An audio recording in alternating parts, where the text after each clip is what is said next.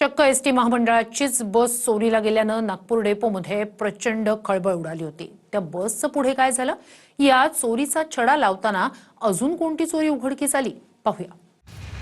Motorcycle वा cycle किंवा कधी कधी चारचाकी वाहनांची चोरी तुम्ही ऐकली असेल, पण नागपुरातून चक्क एसटी महामंडळाचीच बस चोरीची घटना घडली आहे। नागपूरच्या इमामवाडा बस स्थानकात शिवाई बस चार्जिंग स्टेशनवर उभी होती। इथून रात्री 1:30च्या सुमारास चोरानं अख्खी बसच नेली।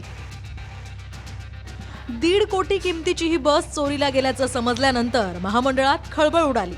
पोलिसांनी तातडीनं शोध घेतल्यानंतर बससह चोराला अमरावतीमधून पकडण्यात आलं। विष्णू निलावर असं या 23 वर्षीय चोराचं नाव आहे।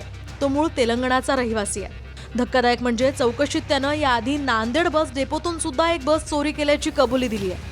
आरोपीनं आतापर्यंत तेलंगणा, आंध्रातून तब्बल 20 बसेस चोरल्या असल्याचंही सांगितलं। स्वप्नील उमप, TV9 मराठी, अमरावती।